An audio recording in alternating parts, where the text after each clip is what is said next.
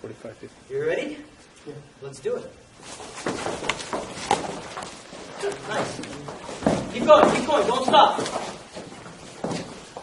Over here, come back towards here. Keep going. Yo tengo una majeta.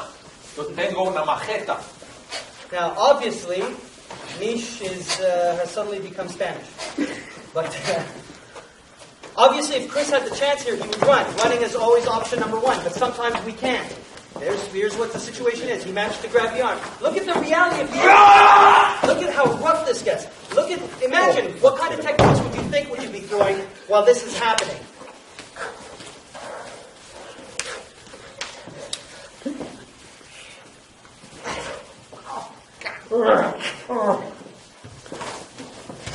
Nice.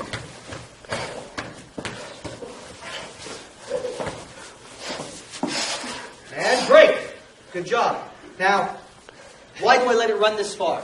Because it's important that no matter what, even during the training, even if you got stabbed 30 times, you have to experience success.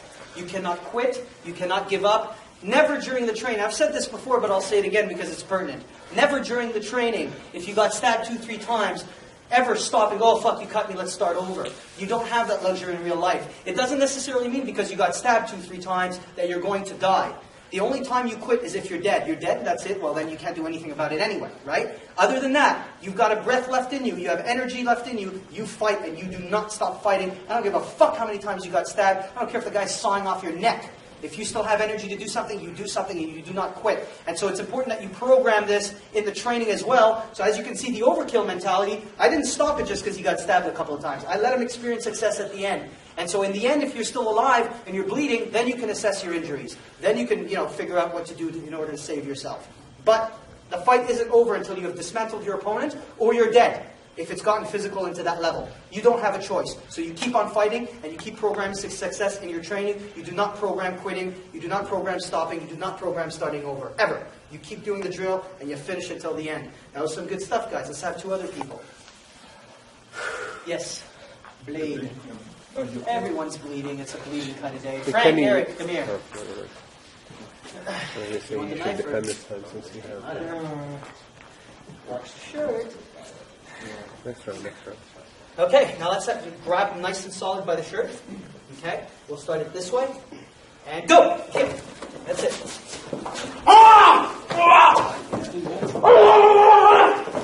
Nice, break. Good stuff. Now you see what happened here is that Eric actually managed to grab the arm. And he succeeded in trapping it. Now does that mean this is going to work every single time with every single opponent? Absolutely not. But it was an option. It happened. He took it. It worked. To his advantage. Wonderful. Understand that that's one of your options. Not the most favorable one, but if it happens and you catch it, wonderful. All the more power to you.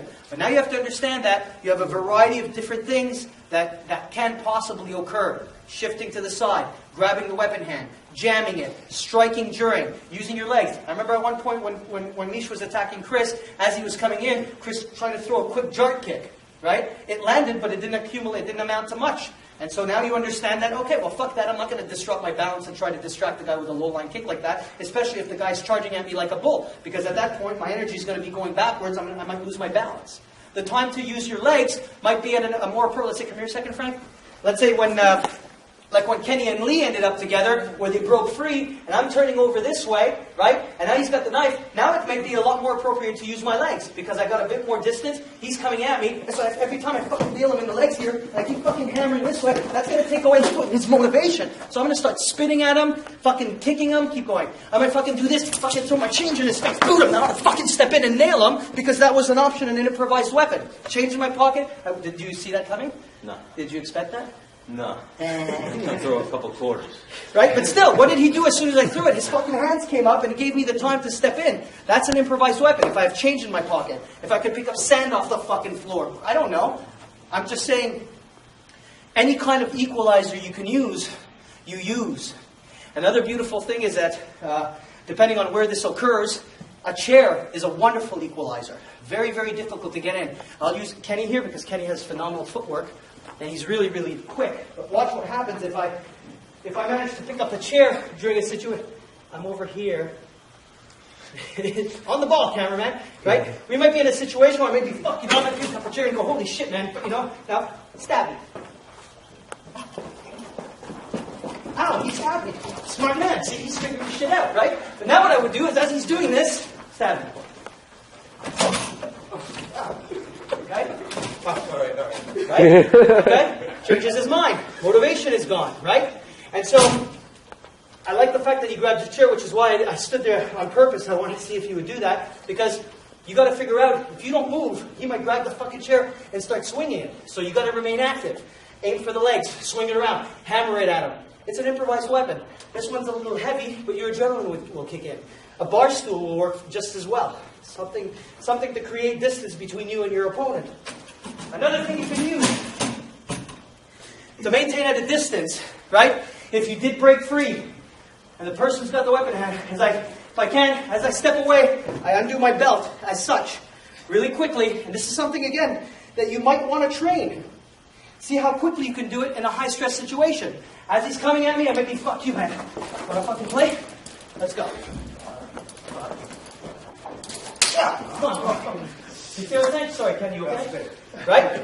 And so I use my belt against knife. All of a sudden, his motivation is taken away. And that's a tool I have on me at all times.